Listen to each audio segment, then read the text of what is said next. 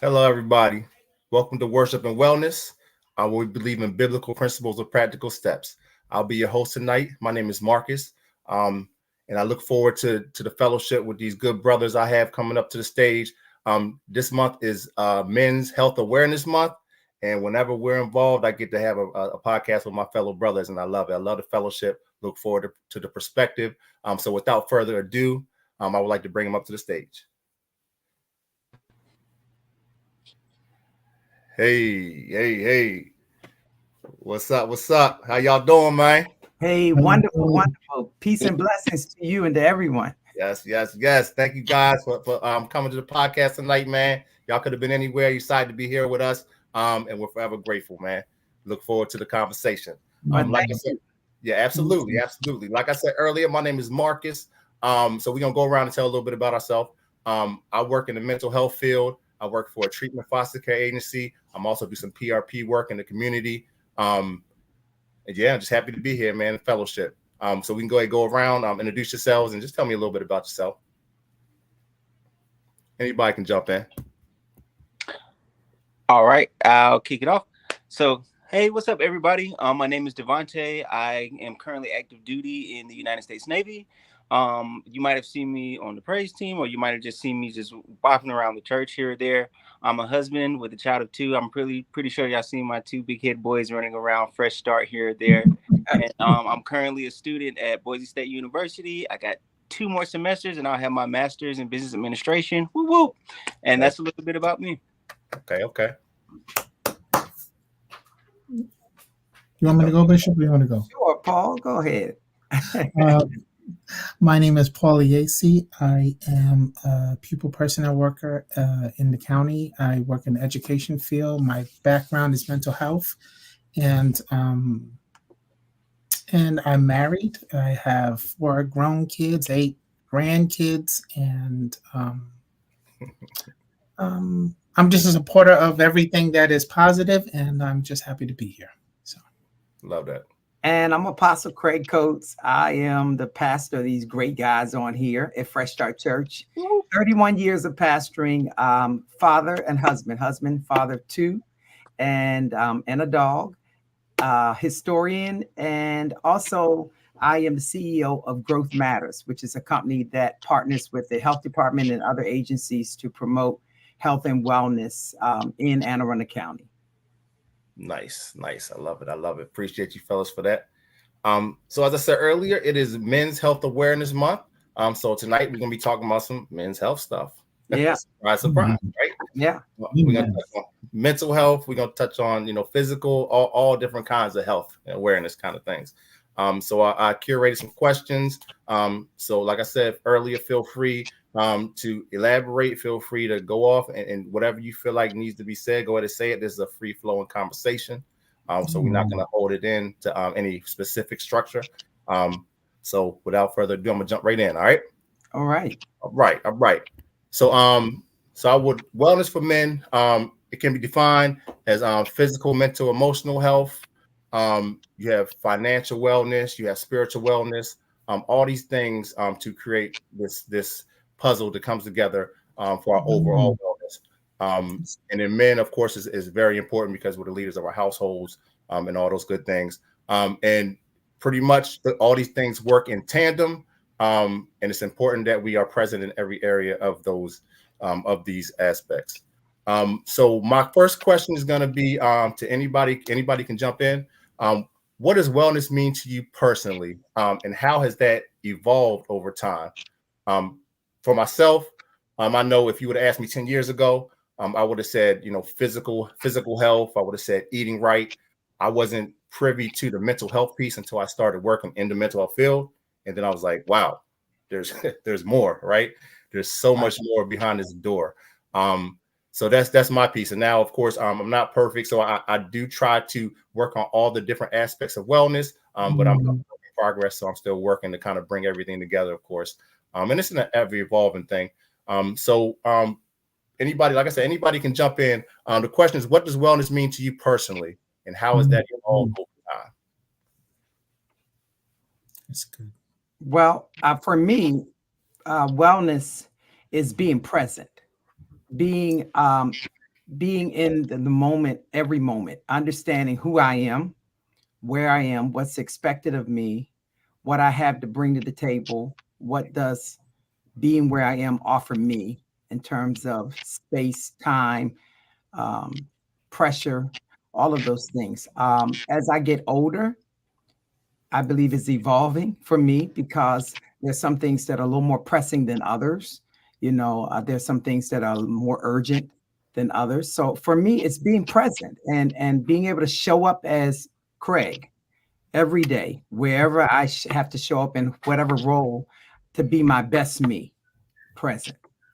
That's so good. I love that. And what I like specifically about that is how you said, for me, right? Yeah, right. It's me first. It's you first. It's like when you're on an airplane and they tell you in the event of emergency and they lose cabin pressure, first put the oxygen mask on yourself, then you help someone else. That's what being well means to me.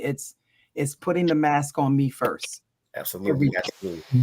And that may present as selfish if you don't know, right? Right. Now, once you're on the other side of that and you do know, that's right. It's actually the first step, right? It is. You have to be whole. It is. Okay. I think I'm at the beginning of what Apostle was just talking about right now, learning how to be present in different situations or in different aspects of my life.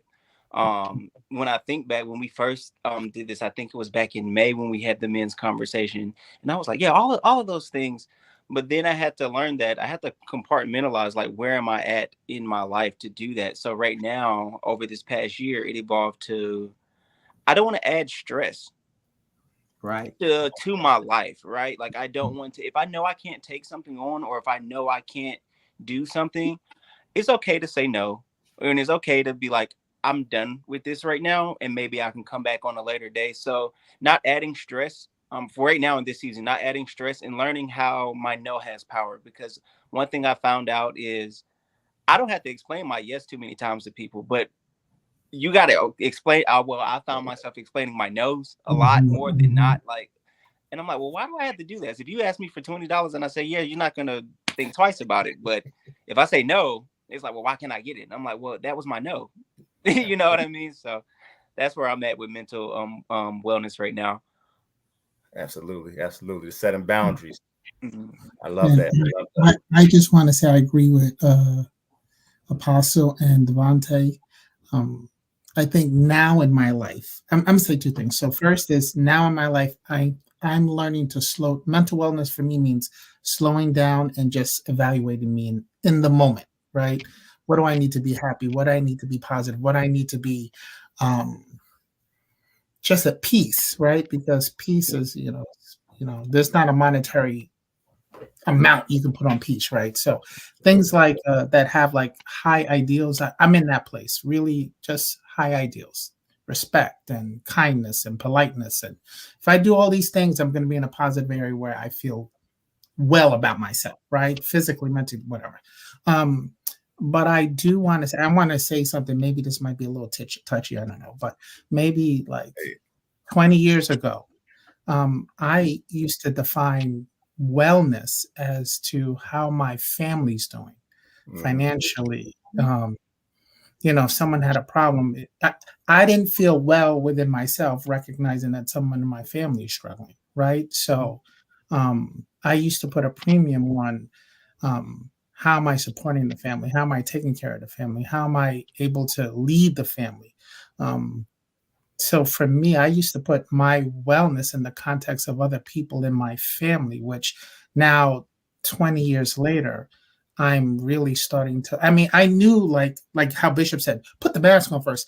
Those things from a knowledge perspective, but the application of that knowledge, sometimes it didn't happen for me, at least 20 years later, because I used to say like, I'm making money and I'm earning money, but my family got to get taken care of. So, if someone in my family is going through something, and I will start first with the kids, because my focus is always the kids. I'm thinking, oh, my wife and I we're fine. We'll figure it out. So I would start with the kids and then my wife. And if one of those variables in the equation need something, or my family needs something, parents, siblings, it would be really quick for me to think about their well-being instead of my own well-being. So now I'm starting to put the buckets in the right place where it makes sense. So so I just want to say that. I love that. And that's a great answer. And like I said, I work in the field, and I definitely struggle with that. You know what I mean? All my kids, they had the best stuff, and within reason, right? And that's what it's about, but it's not really the initial. That's not the first step. So that's something I'm still working on as well, for sure. Okay. So this next question: how does spiritual wellness play a role in your overall well-being? Yeah, it plays a lot. Shout out to you, Apostle, because I like what you said this past Sunday when you talked about I'll say it this way, when you was normalizing like it's okay to be frustrated with God, because that's where I am. And I'm like, well, how can I be this spiritual, but I'm frustrated, like annoyed to a point where I'm like, is this wellness? And then it just kind of solidified like, no, that's where you're not where you're supposed to be, but is how a relationship works. And I'm like, no, because I'm supposed to be spiritual. I'm supposed to be this guy, right? I'm supposed to be this holy, this sanctification. But it's just like, I'm frustrated with you, God. I am, because I don't know the answers and I'm not getting them fast enough. And so I'm answering this question in a vulnerable state right now, because thank you for that. I don't know what it looks like right now, right? But at least I know I'm self-aware to what I feel with God right now. You know what I mean? So I hope that answered the question. I love it. That's good. Great answer. That's good. Go ahead, Bishop. Oh, you're gonna go. I was just gonna. Well, no, you go, Bishop, because you. Okay. Well, the question for me again. What was that question for us? The question was, how does spiritual wellness play a role in your overall well-being? Okay. For me, it's really simple. there are two things that I think about when I think about my spiritual wellness. I think about a thermostat and I think about a thermometer, right? Thermometer measures the temperature. The thermostat controls the temperature. I believe my spirituality works in both ways. Sometimes spirituality is used to help me gauge what's going on with me. When I'm frustrated, like you were saying, Devontae, when I'm feeling like my back's against the wall, I'm feeling anxiety. Spirituality is a true measure for me. It shows me the true picture, rather than try to cover it up, saying the devil is a liar, whatever. He's always a liar. But for me to face that truth that right now I'm in a bad place, or right now I'm not in the greatest place. But then spirituality turns around and acts as a thermostat for me, how to regulate. What are my go-tos? Which my go-tos aren't always just prayer. My go-tos are practical things. I may need to take more walks. I may need to talk to my therapist. I may need to take something off the plate. So for me, spirituality is played out as not just spiritual, but tangible. That my spirituality doesn't leave me in the desert with just this spiritual oasis. It puts me in a place with practical steps that I just need to reach out and take. So first, I measure by spirituality. It helps me kind of gauge where I am, but then it helps me control some things. I like that. I want to. Wow, that was so good, Bishop. I just want to say, to much of what Bishop's point is, for me, I think when situations happen, just trying to get into God's space to get the guidance on how to walk. Sometimes is what defines my spirituality. It doesn't mean every day I'm just getting down and praying, even though I should pray. It's just really saying, hey, God, I really need you at this moment. Because at that point, my flesh is somewhere that I recognize that I may not have the right response or the right attitude or the right thought process on how to handle it. So spirituality for me means like I'm leaning on God to kind of like help me get through whatever it is I'm dealing with. So, and it may be prayer, it may be worship, it may be reading the Bible, it may be conversing with someone who, I can confide in, that can kind of like help me deviate, because my faith says I can trust God to lead the person that I can hear at that moment to be able to receive from him. So it can be a host of different things. So that's what spirituality means. And Marcus, one thing, you guys triggered something for me. Spirituality tells me I'm feeding and nurturing two people every day. Yeah. I'm nurturing a natural me who has his desires in life. He has his good and his bad. And I'm nurturing a spiritual me. And if I don't nurture him daily, he's going to be malnutrition. Just like I nurture the natural man. I remind myself every time it's lunchtime, it's dinner time. I haven't eaten yet. But I also feel like spirituality is me reminding myself that the spiritual man needs the same consistency, because at the end of the day, it's the spiritual man that needs to show up in the battle.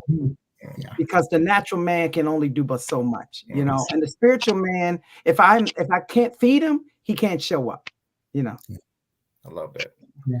I have a question about that, because like I was saying before, like, how do you get to a place to where it doesn't, well, not even, how do you get to a place to where it doesn't feel almost like it's a chore? Like, I woke up, I said my morning prayer, I spent my time with God, let me read my Bible. Okay, did I treat this person like, it's almost like I'm taking tallies on it, and it feels almost like ingenuous in a way, and I'm like, is this what it is? Like, this is, I'm really fighting right now when well, listen, you make a very good point.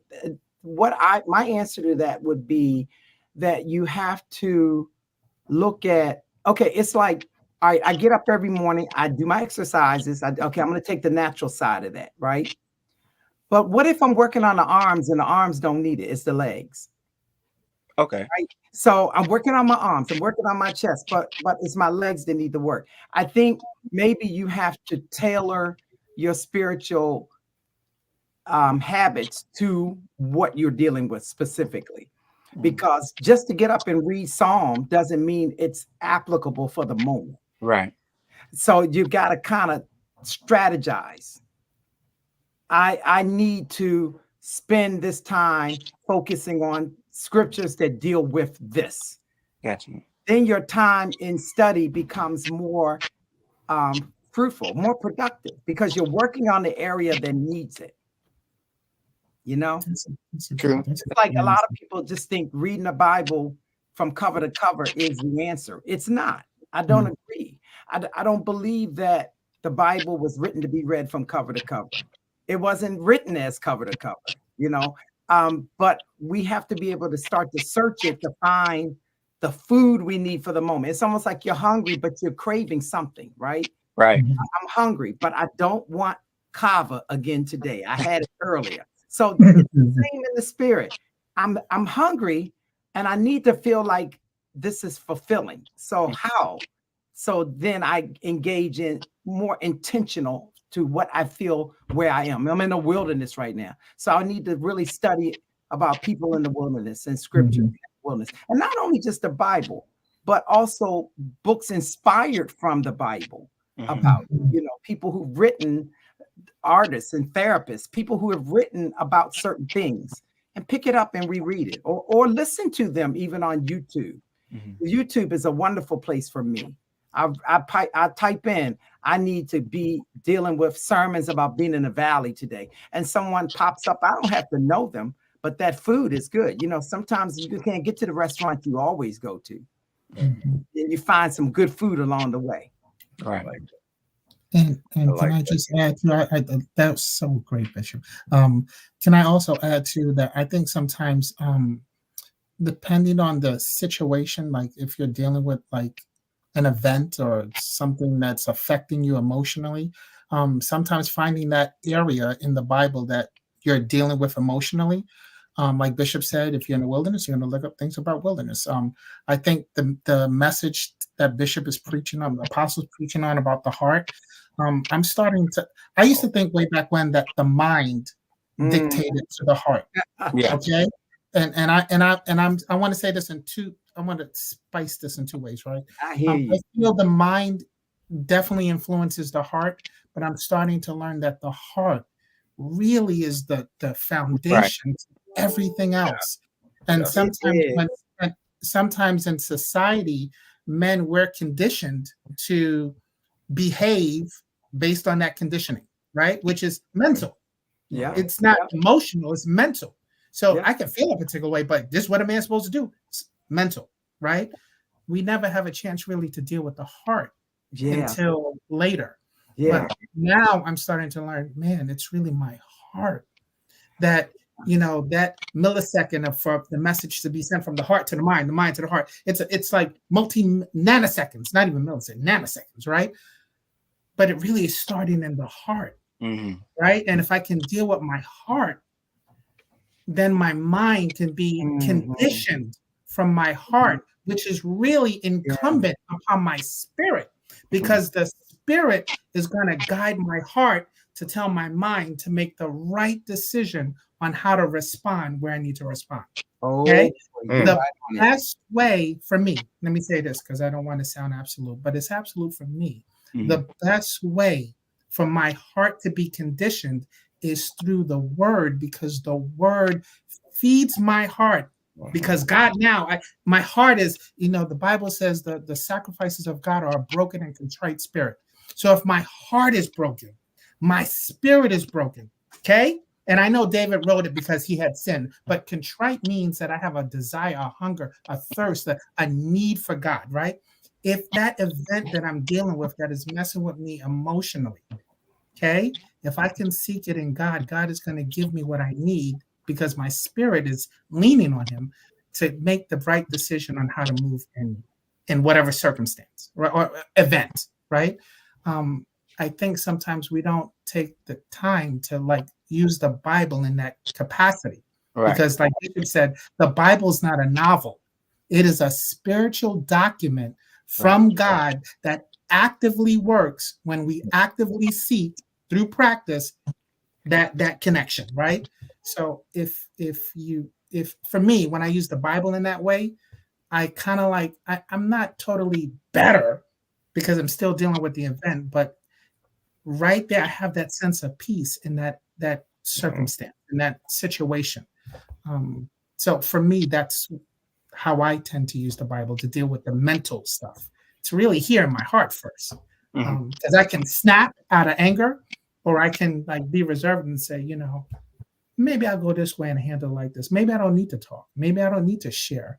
Maybe I don't need to respond the way I feel, and then kind of like do it differently. So yeah, and I agree with you, Paul, that for men, it's about getting to the heart, because we do so much mentally that we don't involve the heart. We get in relationship, and we're in the relationship with our minds and not our hearts. We carry out our daily chore because the heart is so vulnerable. And when it's been hurt or when it's been damaged, we guard it, we protect it, and we don't just protect it from people, we protect it from God. And so when we're in a bad place, it's not bad with God, it's bad without God. That's what my goal was yesterday. When you're grieving something in your life, don't leave God out of it. Bring him into it. He's capable. He understands it. He wants to true you. Challenge him to help you get out of it. Don't fake the funk. Tell God, this is where I am, because he's still your father, even when you're not in a good space. Absolutely. So the for black men, for the longest time, a lot of black men didn't have fathers around. So they don't understand that whole aspect of the father not abandoning them. But he's there, and we have to learn him through what we feel, what we're going through.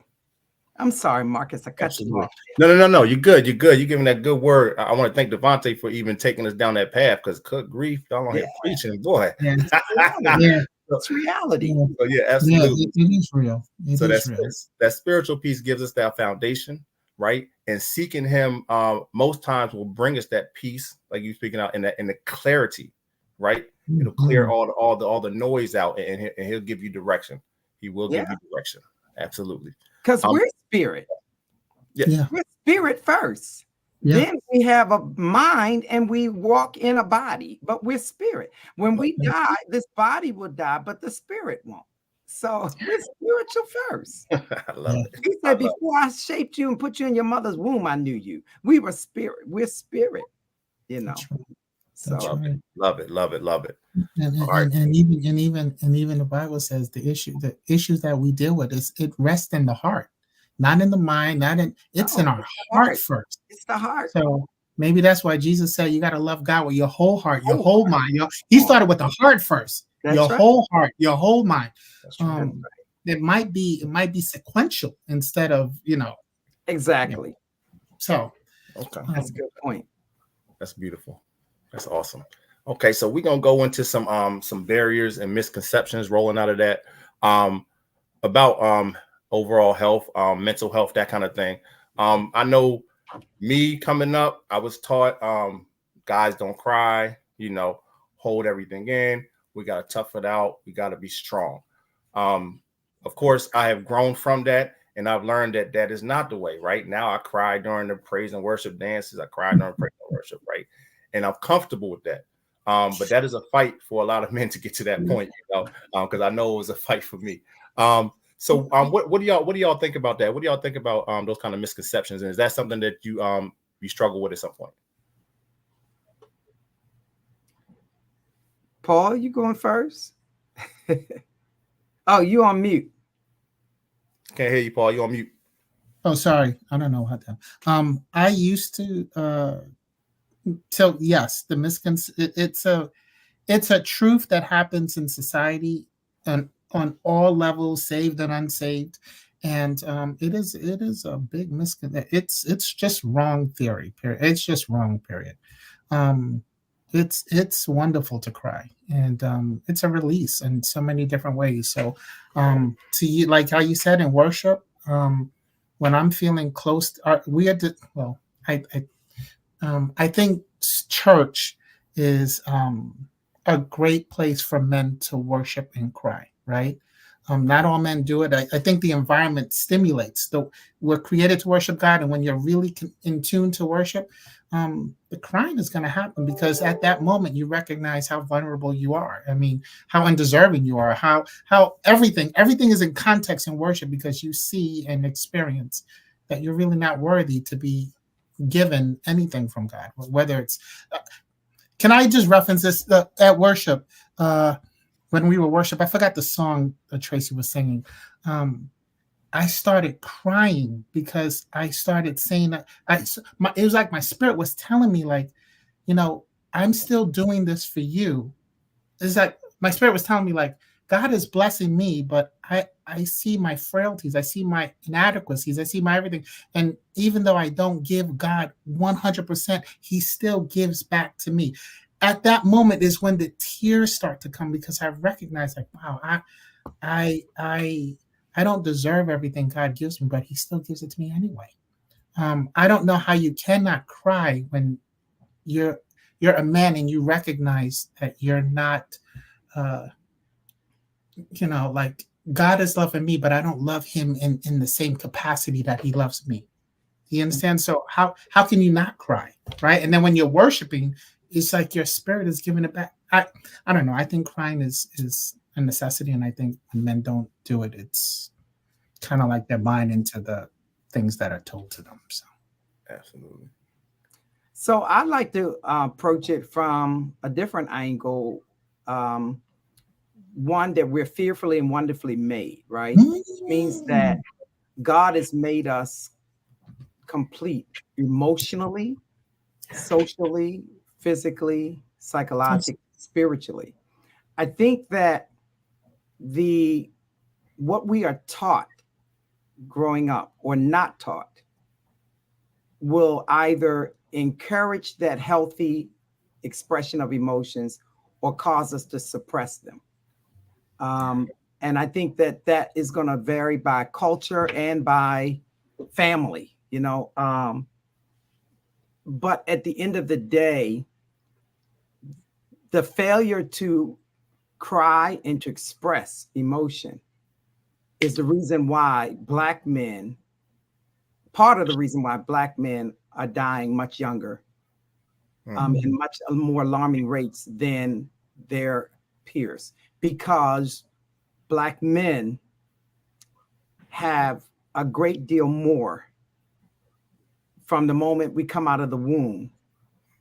Just because of the color of our skin, there is a different treatment toward us. There's a different culture. We are not met by nurture. We are met by resistance. And at an age where we should actually still be getting nurtured.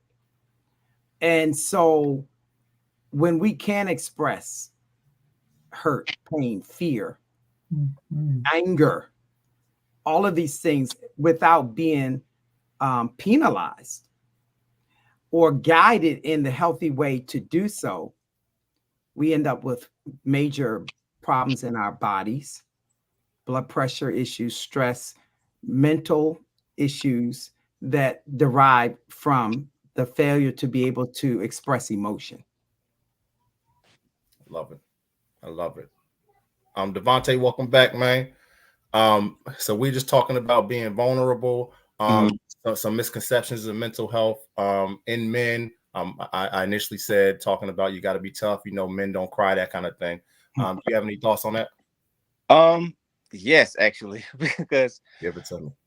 Just because I was backstage when I was listening to Paul talk, and when he was talking about crying, when I first came to Fresh Start and when I was first singing on the praise team, I am not a crier. Before I came to Maryland, I was not a crier. My wife would be like, "You need to cry. Like this is you just walk around here just like I am man, grr." You know what I mean? And then when I sing, right, is a moment where Fresh Start disappears. The people in the pews disappear. It's just like I'm God. This is you, and these are your people, and I'm your instrument. I am your song. Play me how you want to play me. Do what it is that you need to do. And the next thing you know, I'm crying in front of all of these people, streaming live. right, on YouTube. And I'm like, God, this is not what I asked for. But he also showed me, I'm gonna put you in a place where you're gonna have to be vulnerable. And it's so important because you hit it on the nose, Devontae. You entered into a culture where crying and expressing yourself as a man becomes a norm and not something out of left field. And I think that's critical. We have to begin to rebuild spaces that are safe for men to heal and to be healthy. And you were in a space that accepted it, because there are churches you could go to as well that wouldn't have been. But you felt like you were in a place of acceptance and that you could be vulnerable. I think this is important, even not just with church, but in our homes, you know, in marriage. A lot of times women want men to say what they feel, but if there are penalties all the time, or if he cries and you bring it back to him, like, what's wrong with you? Why are you crying like a girl? You're never going to get the real him again, because you have not created a safe space for him to be vulnerable, and to be vulnerable and still be celebrated as a strong man, because he is, you know, to reward him for being vulnerable. Critical. It meant everything to me at my grandmother's funeral, that in my weakest moment, I laid my head on my wife. And I was like a little boy weeping the loss of the woman that raised me. And my wife's shoulder was strong for me, but I was still the man of the house after I cried, you know. And I think this is important, that women not only just ask men, you know, why don't you talk? Why don't you cry? Whatever. There are reasons. If we're in the space that we call our home, and we're too quiet and we don't express emotion, we don't cry, there's something that has made us feel like it's not safe. And it says in the Bible, Jesus wept. I think it's the shortest scripture, right? And if we're striving to be Christ-like, and even then the crowd misunderstood his weeping, because they thought he was weeping at the loss of a friend. He didn't weep losing Lazarus, because Lazarus wasn't lost. He said he's asleep. He wept at their unbelief and how quickly they could fall into that category of despair when the answer was right there, you know. I love it. I love it. Yes, indeed. Yes, and it's crazy how we don't look at it, but even growing up, when you know, dads or whoever said men don't cry, that's trauma, and that's trauma that they've passed down because they were told that. So you can't really fault them, because their parents ain't never told them they could cry, you know. And it goes back to slavery. It goes back to, that's right. It goes back to slavery. Even the way we're disciplined goes back to slavery. It really does. So we're talking about 400 years of trauma. And the Willie Lynch letter said, if you teach them, they'll do it for 300 more years. Without your help. So conditioned. We've been so conditioned through our ancestors. And it's a lot of untangling to do. But we must put in the work. We must put in the work. Can I piggyback off of what Apostle said, though? Because he said something when you were talking about Jesus wept, that so many times that I see in our culture, especially for us as Black men and Black young men, our tears get misrepresented or misused or sometimes weaponized, right? And it's just like, sometimes if I'm crying, like, one of the moments where I can really say that I cried for joy is when my sons were born. I'm like, this is such a beautiful moment to me. Like, I cried. Yes. And there was another moment, and this runs into the spiritual side of things. I remember my grandmother. I love this lady. Like, you know, I was riding back home from church. This is a quick testimonial, and something was telling me, got back from church, was like, give her a kiss, give your grandmother a kiss and a hug. I never kissed and did all of that, you know. So I was like, all right, grandma, I love you. Boom, left. I went back off to school. I was in my freshman year of college. Got not a phone call. I seen it on Facebook. Somebody told me that she had died. I cried, right? I was crying. But at the time, like back then, I'm like, God, and then it was like the Holy Spirit was like, well, what are you crying for? She's with me now. And then those cries immediately went from like, wait a minute. And I started praising God, because I'm like, God, she's with you. Like, what I seen my grandmother went through, right? She deserves to be with you, because there is no way, this life is too ghetto down here for her, you know what I mean, for her. But like Apostle was saying, like, some people just don't really understand the true meaning behind the tears. And when they don't, they're left to their own vices to give or put a story on you when it's not even my story to accept. These are just my tears. Let me do what I want with my own tears and my own expressions. Yeah. It's really, we suffer silently. Yeah. And then when it manifests as whatever it becomes, people say, well, why didn't you say something? Why did you feel you had to go through this without talking? Brothers that have committed suicide, that takes strategizing and planning to do that. A brother who's crying out and say, I feel like I'm gonna kill myself, ain't doing that. It's the one that's not talking at all. Mm-hmm. It's because he has felt like the world is better without him. And I didn't think I ever would get to a place like that. I never felt like I wanted to take my life, but I do know what it feels like to feel like you don't matter anymore. Mm-hmm. That the world would not miss you if you're gone. And I had to go through a process to find me again, to figure out, why do I feel so devalued? And the answer came back because you've created a safe space for everyone else but yourself. You have not created a space where you can turn loose from all of this strength and everything and just be, and when we don't do this, we start falling apart mentally. We fall apart emotionally. We fall apart physically. Diseases begin to manifest in our physical, and at that point, who can help us but us and God? And being in the company of other brothers who have been where we are. That's what I love about our men's fellowship. We're not just studying the Bible. We're finding commonality. We found a safe space where we can all sit and say, you know what? That's me today. And no one walks away judging you.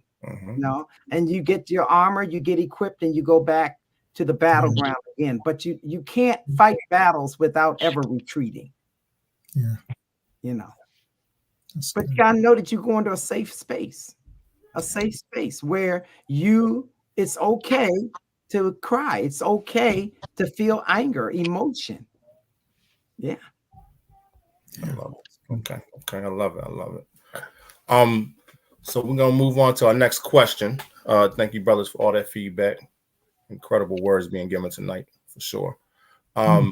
So why do you think some men might feel reluctant to prioritize their wellness? I know, being tough is one of the things, right? The things that we were taught, but also like what we were speaking of earlier, with our families, we have to be so much to so many people, right? That sometimes our stuff gets pushed to the back burner, which of course we talked about earlier is not the right move. So yeah, why do you think some men feel reluctant to prioritize their wellness? I can just only speak by the examples that I see from my generation and my cohort. And one thing that I've noticed a lot is the constant keeping up with the Joneses, or the grass is greener on the other side. And you can't be content enough or well enough in your own self and who you are and what you have, or to appreciate what God is giving you in this moment, be present in this moment, that you're constantly doing. And if you're constantly doing, when do you have the time to rest? Like, you always got to have this money, or you always got to look for this job, or you always have to, it becomes so convoluted and stress that you forget to actually like decompress. And so then next thing you know, like, you have people that are 33 dying out here with heart attacks. I've never heard of that. So it's beginning to get scary almost, especially, I can only speak for my generation, and I don't want to be the big vocal piece for it, but this is what I'm seeing, especially in my junior sailors that are like, I need to get this money. I need to get this money. And I'm like, well, what if you don't, right? You're still kept, but they don't know it yet. I want to say, I think that's in all generations, what you said, Devontae, all generations. But I agree with that. I also think that sometimes men sometimes have a mindset like, well, it ain't gonna happen to me. I feel good. And and they just go through life because, you know, they maybe reflect on their youth or their adolescent years or their maturity years and say, I'm 60 years old, right? I'm 60, but I feel like I'm 30 and I'm good. Well, yeah, you may feel like you're 30, but maybe you still need that checkup and you still need to see what's going on to make sure that you're okay. And sometimes we wait until the problem in order to try to fix the situation. So I think it's definitely what Devontae said, but I also think sometimes that conditioning and how we feel and what we think, we just don't do it. And it's on us. It's not on our wives, because I know many wives and girlfriends be like, you should go to the doctor. And we still sometimes push the advice that they give us to the side because we feel a particular way. You can't, no one tells me what to do. Like, I got it. When in actuality, many times we don't. So I would say it's this one big word, fear. Oh, yep. Fear. That's there too. Fear of finding out something. Yeah. You know, and the word fear for me is false evidence appearing real. We create stuff that ain't there. You know, for example, with prostate health, fear. That's fear. You know, and how do we end up with prostate cancer and we've had symptoms? Well, I'm afraid to get the rectal exam. I'm afraid of this. I'm afraid, you know, of a needle to get the blood work. And fear causes us to reap some unnecessary consequences that, had we not just face it, we would not be dealing with some of the adverse situations because we put it off. Fear. Absolutely. Yeah. I agree. I agree too. I agree. And I'm gonna be vulnerable here and say I don't get checked up as much as I should. But I'm 39, so I know that 40 appointments coming up, right? You better go. Yeah, absolutely. You gotta go.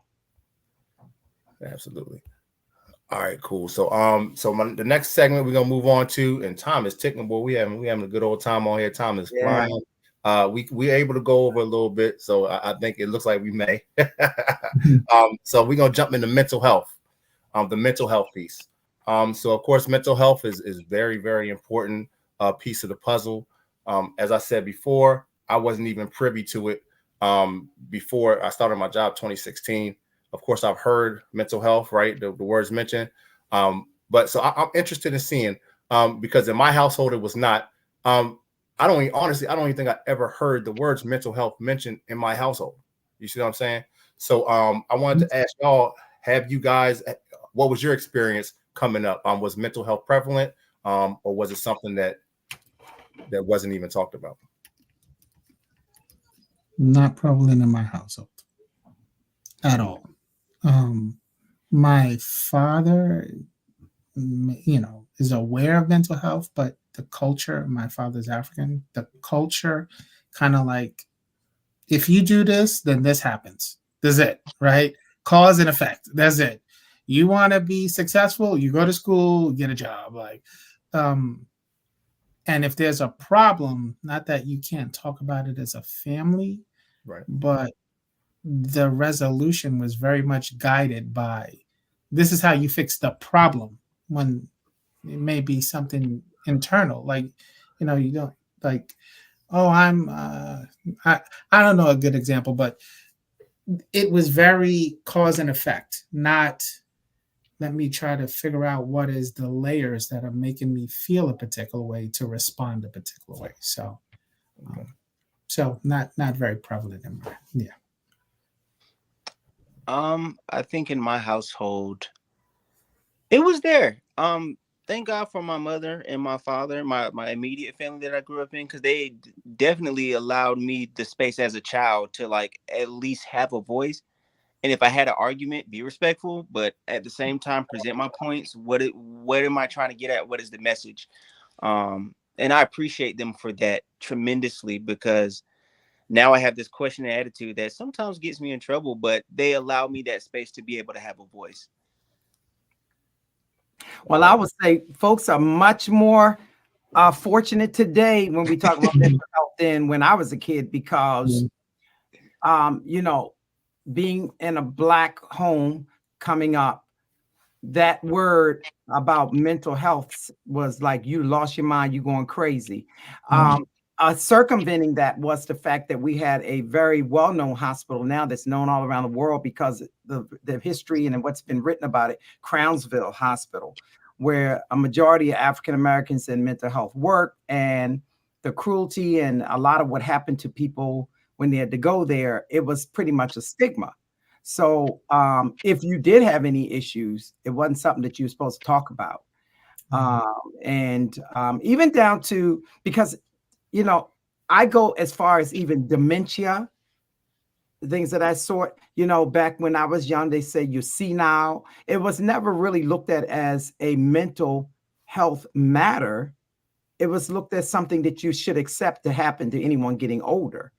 And, you know, we grew up with those stigmas. And so I feel like growing up, we were not given a healthy view of mental health. And I want to say this too. It also was socioeconomically an issue, because most times when you saw people going to see a therapist on a TV show, they were very wealthy.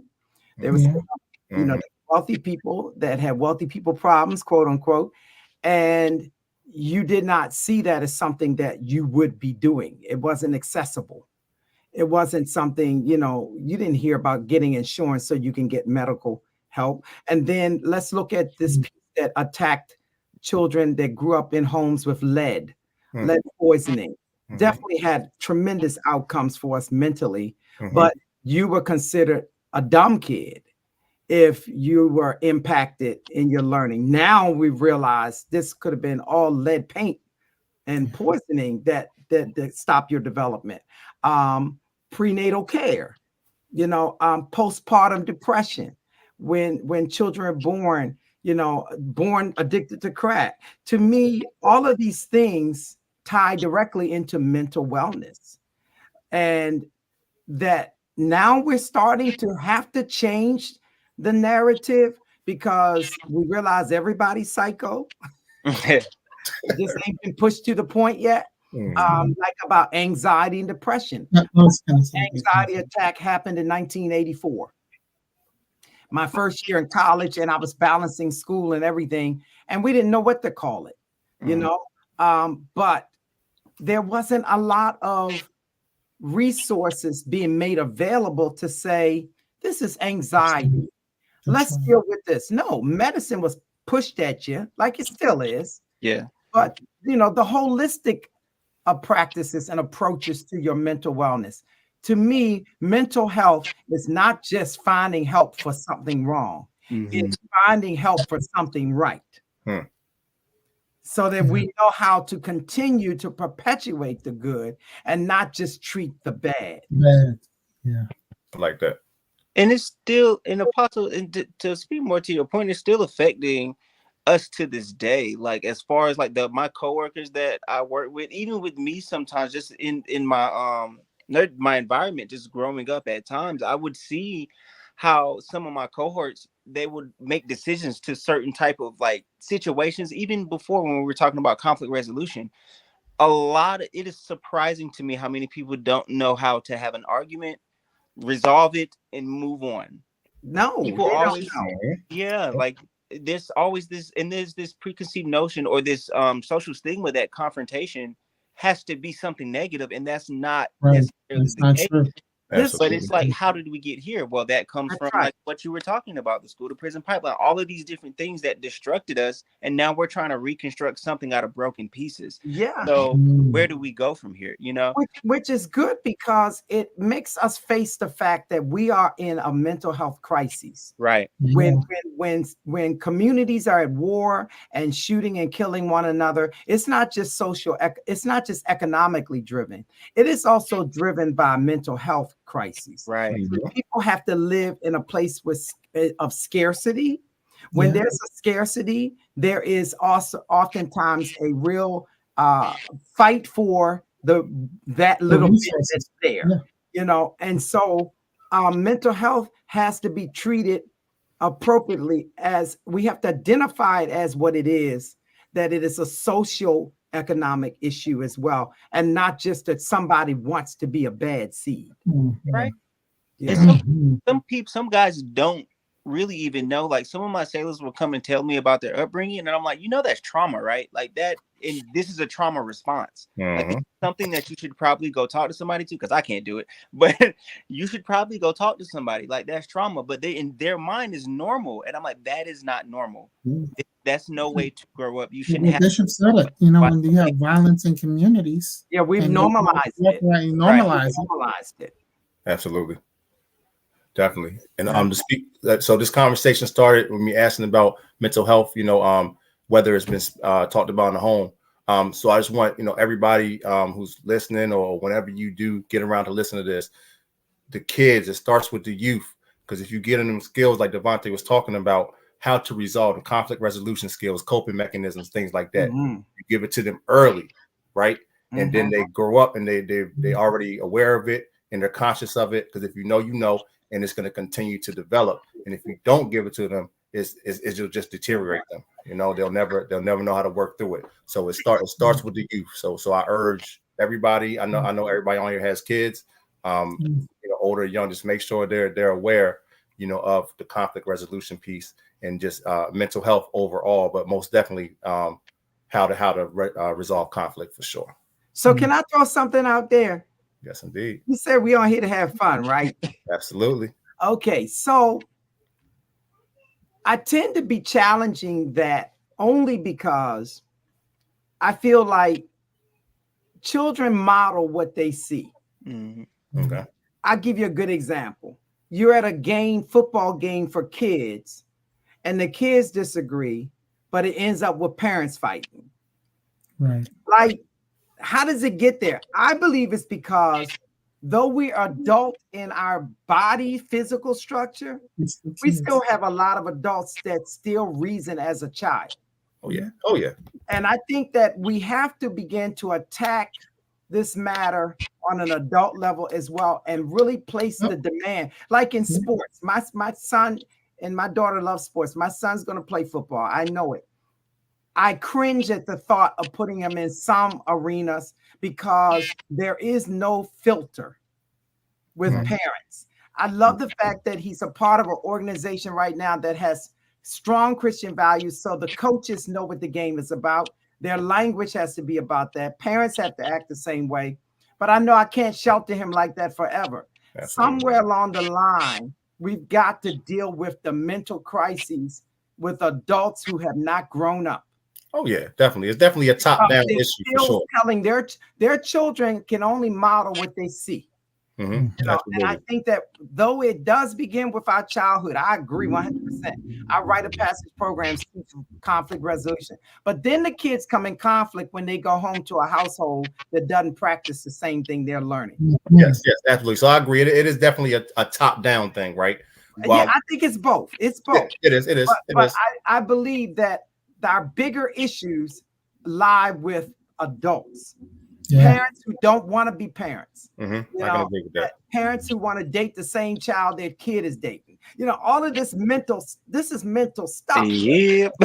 You're 55 and you date a 19-year-old. That's mental. Yes. Yeah. Okay. There's something that needs to be addressed because that 19-year-old, he is not capable and shouldn't have to go through some changes with a 55-year-old. So I believe that we've got to really put some responsibility on us as adults and not just tell children to do what they say, but model what I do and hold me accountable to it. Be the change. Parent, hold me accountable. If I don't want you cursing, hold me accountable. Tell me, Daddy, you curse. What are you going to do about this? You're supposed to be an example to me. Right. Absolutely. I can't be out here fighting in the middle of the street and I'm supposed to be teaching my kids. That means I've lost track of something that I'm supposed to have learned and mastered by now. Yeah. Yes. Agreed. Right. Agreed. Yeah. I love that. Okay.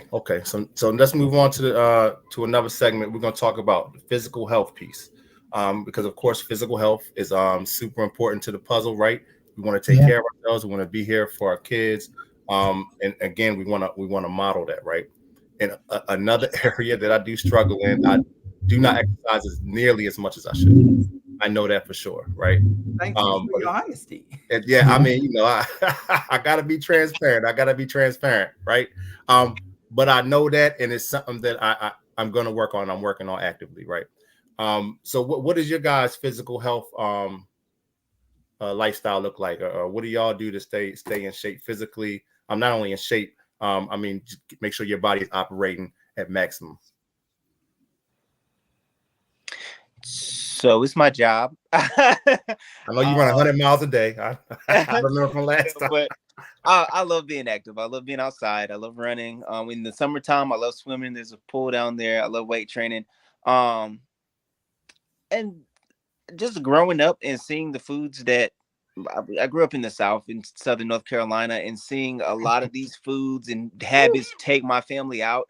I'm like, I don't want that to be me. And I'm a big believer that everything doesn't have to be a prayer. Sometimes it's just a decision, so I can push this plate away. Like, I don't have to, because what's in my mind, this is just me, and it doesn't make sense for me to constantly eat these fried foods, constantly slather everything in butter, do all of these things, and then ask for prayer for my clogged arteries. Like, that doesn't, when I had the decisions to be like, no, I don't have to do this. So I just made a conscious decision just to say, like, no, I don't want to lose my life prematurely due to a food or not working out. Because it definitely, when you work out, your body releases endorphins. Like, when I run, there's a thing called a runner's high. When you hit that runner's high, is your mind telling your body to stop, but when you run past it, your body is like, all right, let's go. Like, let's do this. We got it. Let's go. And I found that to be interesting, because my mind is telling me to stop. Your body's like, oh, we don't want to do this anymore. But once you push past that, your body is like, yeah, we got it, because we're here. Let's go. And then you're running, right?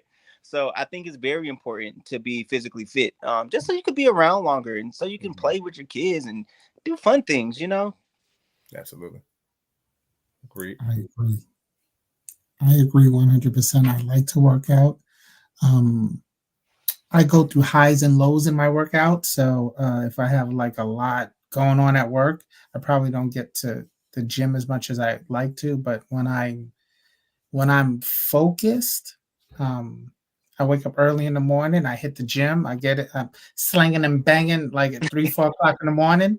And I work out, and it sets the tone for my day. Yes. Because my mind is clear, my body is like that endorphins, the high from the endorphins, and I just feel good. I'm even able to center spiritually sometimes when I'm working out, because I play gospel music, and or listen to messages like sermons, and I'm just in a space, just me and God. And like how Devontae said, sometimes your body doesn't want to do it, but then you start to push, and then by the time you are, it's like, wow, I feel great. So it brings me back to playing sports in school. Like, it just takes me in a different place. So I think working out it's like a discipline, right? It's just, you're disciplined in your workout, then you become disciplined everywhere else.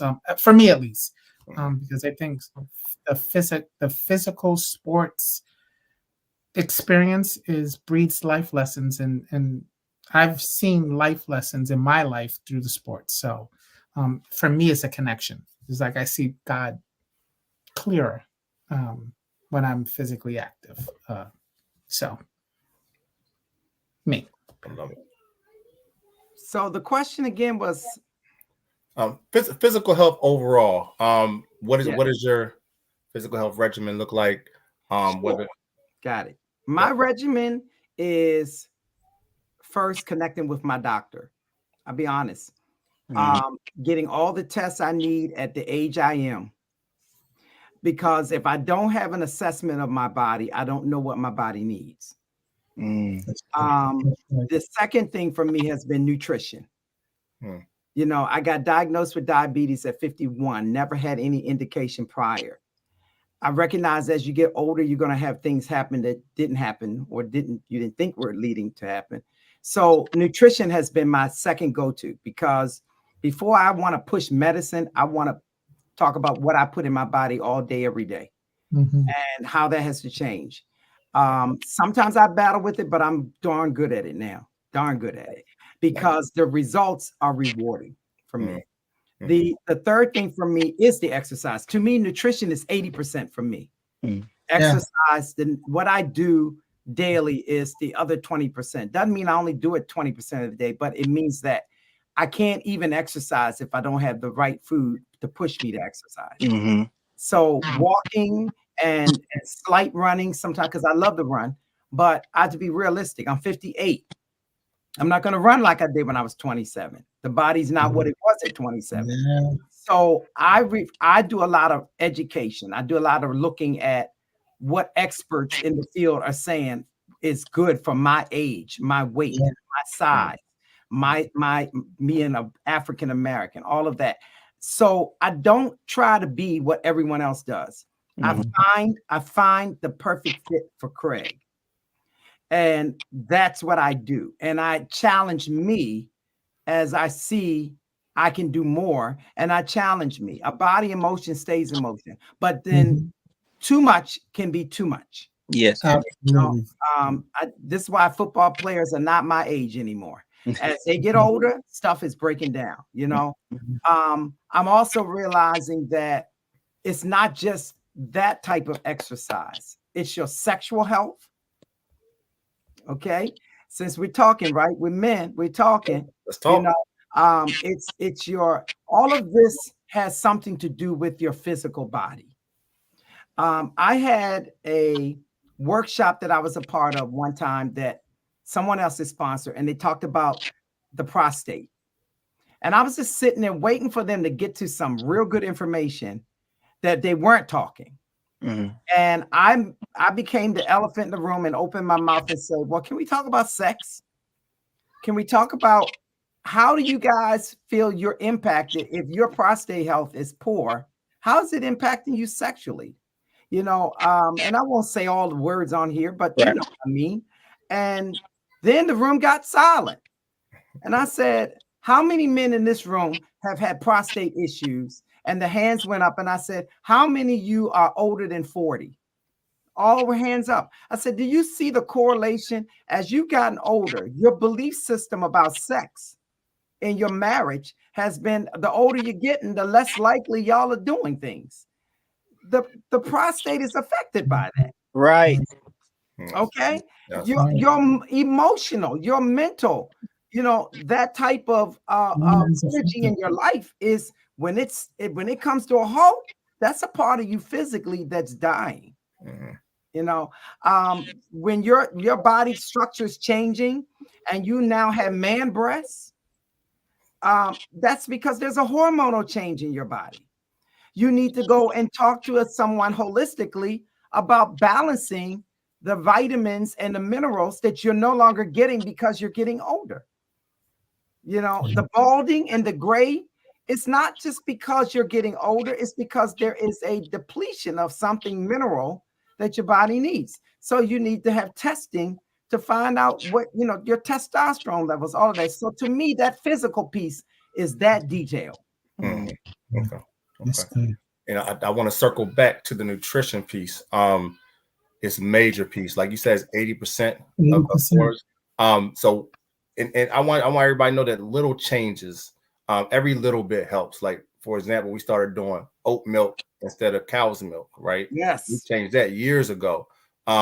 Just because you know, we read some things about the mucus and things. Oh, and, yeah. We Disease actually lives in mucus. Yeah. And we actually had a worship and wellness in person one time where we watched a Netflix documentary called What the Health. And it's crazy. It'll make you stop eating everything almost, right? But so now, you know, sometimes we do vegan meals and we taking pork out of our diet and things like that. I haven't had a pork chop in forever, right? So, and these kind of things are things that we grew up on, so it became, like we was talking about earlier, normalized, right? And these things are not normal. And if you follow the money, I mean, it's all money. Got milk. I mean, how much were they trying to shove milk, you know, down our throats? Got milk campaigns, milk mustaches and stuff, and now we eating cereal and drinking milk every day, right? But like you said, it's in the mucus, the disease is in the mucus, and it's all money. It's all money. It's all money. So yeah, you just got to be mindful. The nutrition piece is major. Okay, And can I just add one more thing? absolutely. Bishop, you hit it. The nutrition is again the most important.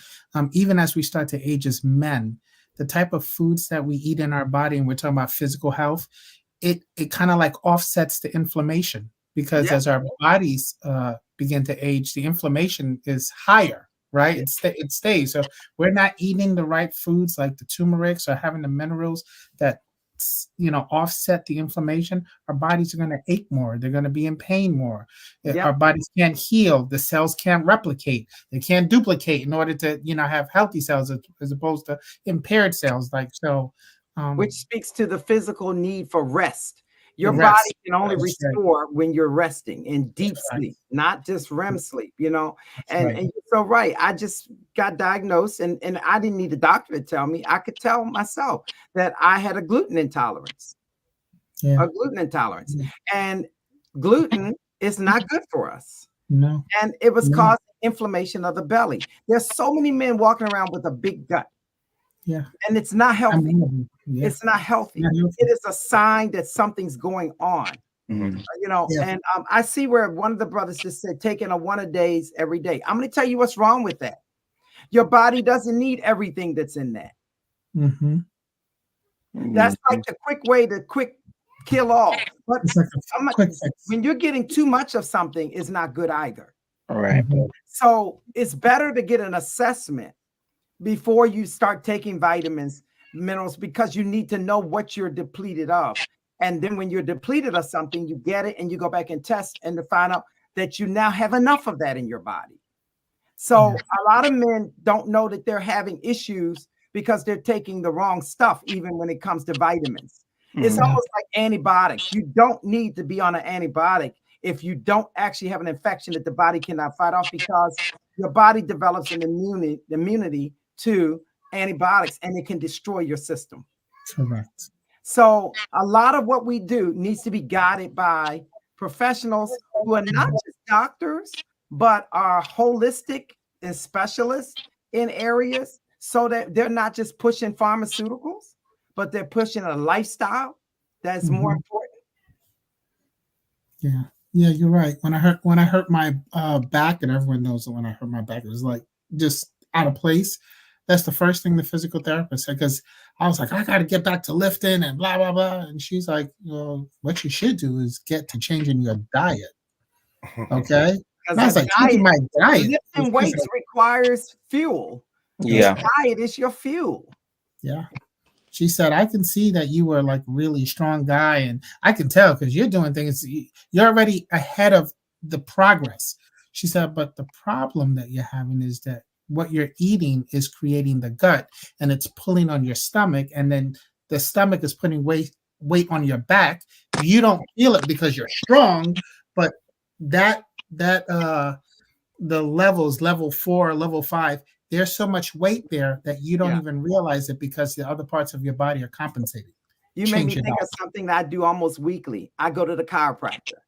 Yeah, see? He's a part of my healthy regimen because the body gets out of alignment. A lot of pain we have is because our bodies are shifting.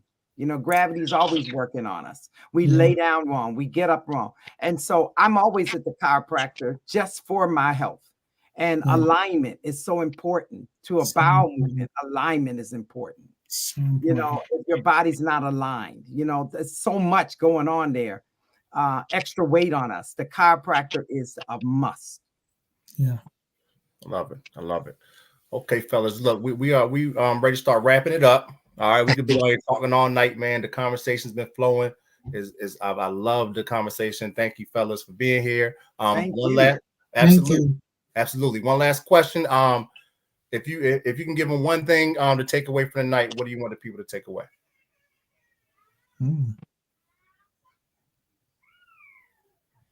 Have fun with mental wellness. Have fun with it. It doesn't have to be this boring topic. It actually is fun. It really is fun, and it's fun to talk about. Right. I know we talked about a lot of things. We went there, we went over there, but at the end of the day, just keep it simple and have fun with it. I like that. Be patient. I like that. I would say have fun with it, and just do one thing a day. If you can just do one thing different a day, you've already made one step to walking forward. So, whether it's nutrition, whether it's 10 minutes of a brisk walk, whatever it is, just do one thing a day and then just build on it. Love it. My word is prosperity, prosper. The scripture says, I desire that you be in good health and prosper, just like your soul would prosper. And I'm saying that to say your health is your wealth. That is a level, that is an area of prosperity. That part. So seek to be healthy as you're seeking other things, because you can have a bank full of money and still not live to enjoy it. Let your health be part of your prosperity goals. I love it. I love it. And I'm gonna leave him with wellness is a journey, not a destination. Right. Like Paul said, one step at a time, man. Just work on, as long as you're consistently working, because we're always growing, we're gonna forever be evolving until we are called. So yeah, just take it one step at a time. Yeah. Okay. Once again, fellas, look, I appreciate y'all. We have to do this more often, man. It's always a blessing fellowshipping with the brothers. Another successful event, right? I can't wait till the next men's awareness we could jump on, but we need to do it before that, really, because men need a place. As you said, Apostle, men need a place that we can fellowship and talk about men's stuff. So this has been another installment of Worship and Wellness. I appreciate my guests for being here, and I appreciate y'all for watching. Thank you. Thank you. Good night. Good night.